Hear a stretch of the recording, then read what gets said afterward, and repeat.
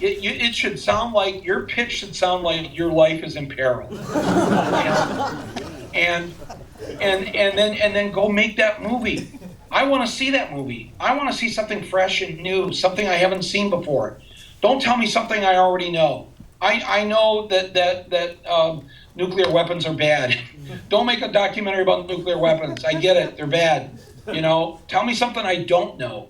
I didn't know that Portugal hasn't put a single person in prison for the last 15 years for drugs.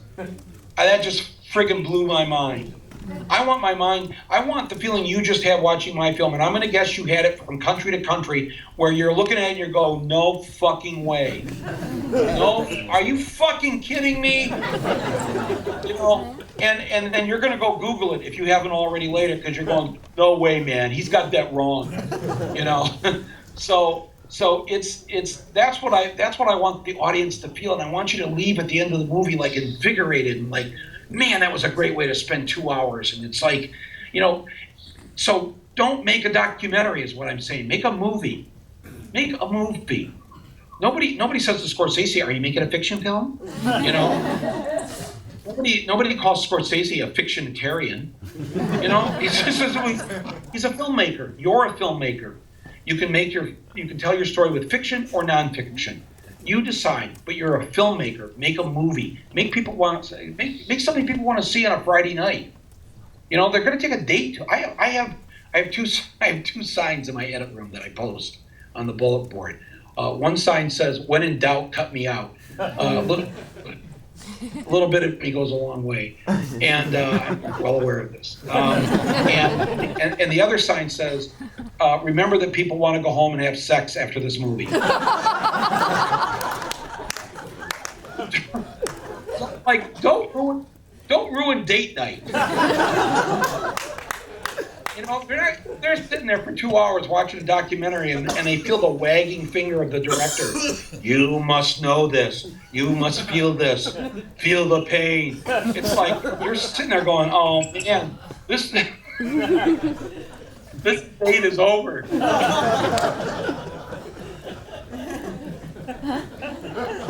Yeah, I just wanted to ask to have him talk a little bit about the rating, all the controversy about the rating this film's received, the R rating it got, because now having seen it, like, it's really disturbing to me that this would get the same rating as pretty much all the horror films that came out this year. It's like crazy to me because I actually don't even know why. So I just wanted to have him talk a little bit about that, because that's almost another form of censorship and all. There's a lot in that. You just had a what the fuck? The hearing was yesterday, and I lost. And I said to them, "You're making this an R film because I showed the New York police killing a man on the sidewalk in New York City, which has been on the evening news. You're giving me an R rating because I drop a couple F-bombs. These teenagers have never heard that word. You're giving me an R rating because I showed drug usage in Portugal without consequences or punishment. And you're giving me an R rating because not because a naked woman was getting in the jacuzzi in Germany, but a naked man was getting in the tub. And you know, the penis." And I tried to, they watched the movie and I showed them, I said, now look at that penis. That is not an angry penis. I said, you know, what I said to them was, I said, you know, listen, I'm showing people in their 50s naked getting into a jacuzzi. A 16-year-old is not looking at 50-year-olds when they're naked and going, oh, wow. They're going,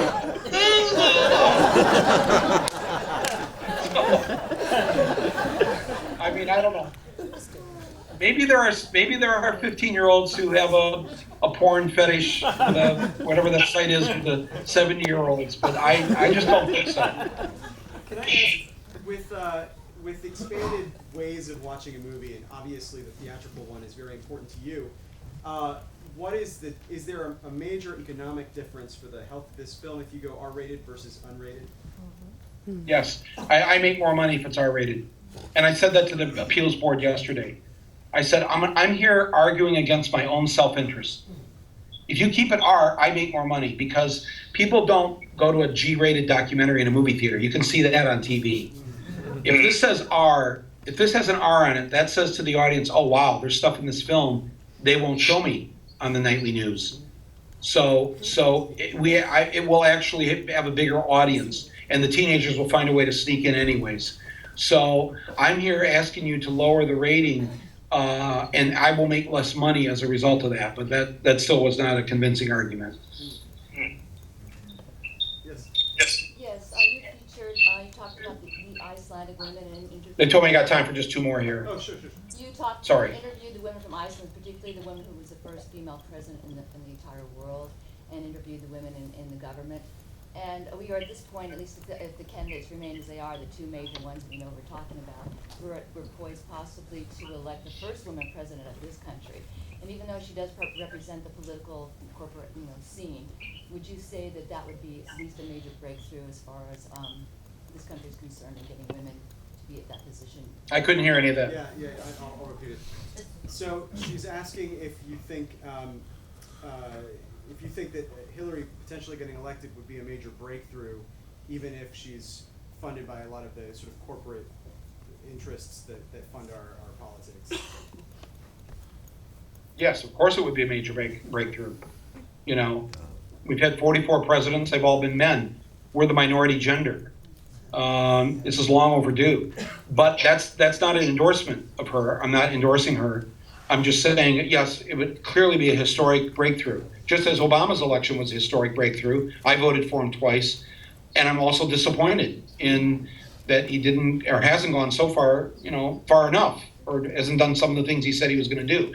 So that's a separate issue. I think, yes, I think we need to get more women elected locally. We got to get these state legislatures with women in there before they do the gerrymandering again. So I think that next year, in the next 2 elections, locally, we've got to get a lot more women running for office, and then that's going to help the overall problem. My question is, your film has always resonated with me for you after you create these films. How impactful are they on your daily life? Are they something that you dwell on? Do you what happens after you create these tremendous films? Did you catch that? Yeah, I heard it. That's a really wonderful question, and thank you for asking it. Nobody's ever asked me that question.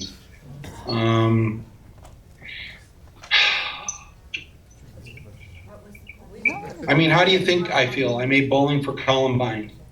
How do you think I feel this week? I remember going to the ratings board 13 years ago, Bowling for Columbine. They gave it an R rating, and I said, no, teenagers should see this. We need a discussion about this gun problem. And they said to me, we don't think that teenagers should see this film because we don't want to frighten them by showing them that, that there could possibly be a school shooting. Now, and I said to them yesterday, I said, you told me that 13 years ago when there was 1 school shooting a year. Now for schools, there's at least 2 or 3 a month. There's mass shootings every day. Do you think that was a right decision to not get young people starting to talk about this issue back then? Look how many people have died since then. And it breaks my heart to see that I made this film in the hopes of stopping so that there wouldn't be San Bernardinos. And that it remains so easy. I mean, think about this, guys. Yesterday, the U.S. Senate, on the same day as the day after San Bernardino, the U.S. Senate voted on a gun law to prohibit the sales of guns to those who are on the terrorist watch list. In other words, the ones that the government says can't fly. But the NRA has lobbied and has made it legal so that those who are on the terrorist watch list can buy guns. So this law was to stop that. Every single Republican, except for the senator from Illinois, voted to keep it so that the people on the terrorist watch list can buy guns. How sick is that? It's I don't know what to say here. So I keep making these movies. I must be a really weird optimist to think that they matter. I mean, I've seen some changes occur. You know, I try to warn people about things, and then I see it does get better sometimes. You know, I started talking about the 99% and the 1%, you know, 2 films ago. That became part of the lexicon. A film I made back in the 90s, there was a scene in there about Nike making their shoes in Indonesia with 12-year-olds in the factories. That resulted in Nike changing their policy that you had to be 18 to work in the factories, no child labor.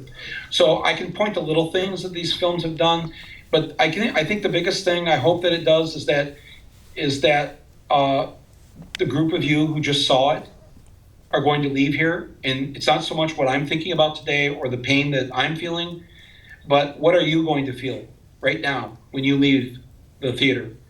What are you going to think about? Who are you going to talk to about this? Who are you going to tell about this? And then what are you going to do about it? I mean, if that happens, then at least I've succeeded on the first step of awareness and dispelling ignorance and educating people. And if I've given you a couple of hours of entertainment to where you could laugh a little bit, that's good too, because you've had a rough week. So I really appreciate you asking that, because it is very hard on me to both make these films. I made a film about our healthcare system, and I watched people die while making the film because they didn't have health insurance. For the simple reason they didn't have health insurance, they died. You know, and we started like actually paying for doctors and operations and things because we couldn't take it anymore, of having people that were working with us on this film dying. So, you know, we just kind of buck ourselves up, try not to drink too much, keep our sense of humor, and move onward and realize that things do get better. You know, it's illegal to marry somebody that you are in love with of your gender, and then suddenly it isn't. You know, there are 43 white presidents, then suddenly your fellow Americans elect a guy whose middle name is Hussein. You know, I mean, things do get better. That's not just a cliche. They do get better, but they only get better when that woman's ready to climb the flagpole, and she tore that flag down. And that flag was banned a month later by a Republican governor and a Republican legislature. So take some courage and some inspiration from this, and realize that you can make a difference. And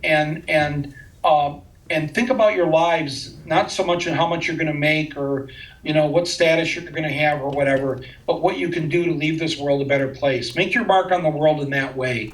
And Jesus, you're getting a great education. Even if I didn't sing your praises to the Minister of Education, you are at a great school.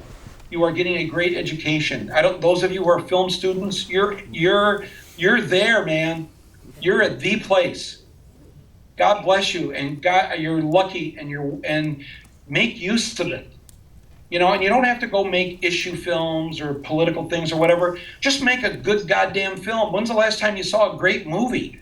You know, it's so rare. Go make some great movies. We want to see a great movie. We saw a great one today.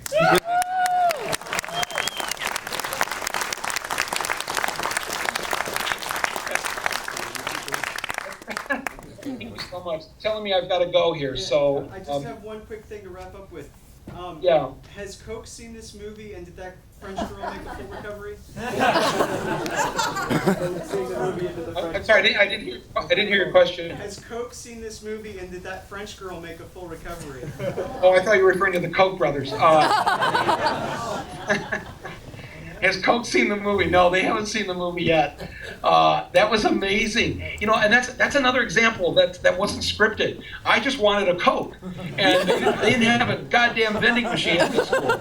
So my assistant had to run into town to get me a Coke, and she brought it back, and I just had it there on the table. And I felt, oh, I should share it with these kids, and these kids were like, no! And I went, oh my God, this is so hilarious. I'm trying to keep a straight face. But again, it's one of those happy accidents that happen when you're making a documentary, that you don't get yourself in so tight to the script. Let things happen, and that was a great scene. I can't wait for Coke to see the movie though.